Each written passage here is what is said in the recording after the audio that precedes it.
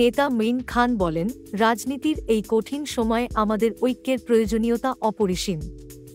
কিন্তু ঐক্য করতে গিয়ে যেন আমরা আবার বাকশালের পথে না যাই, সেটি আমাদের মনে রাখতে হবে।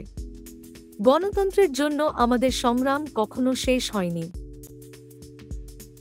জুলাই আগস্টের আন্দোলনে হাজারো প্রাণের বিনিময়ে স্বৈরাচারকে হটানো হয়েছে, কিন্তু গণতন্ত্র এখনও ফিরেনি। আমাদের জনগণের সেবক হয়ে কাজ করতে হবে। মেইন খান আরও বলেন, রাজনীতির তিনটি শক্তি আমাদের হাতে রয়েছে: রাজনীতি, কূটনীতি এবং গণমাধ্যম।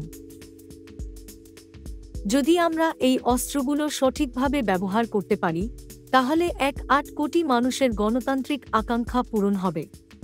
ঐক্য ও বৈচিত্র্যে আমরা সামনের দিকে এগিয়ে যাব, এটাই আমাদের লক্ষ্য। আমাদের সতর্ক থাকতে হবে যাতে ঐক্যের নামে কোনো নতুন সংকট সৃষ্টি না হয়।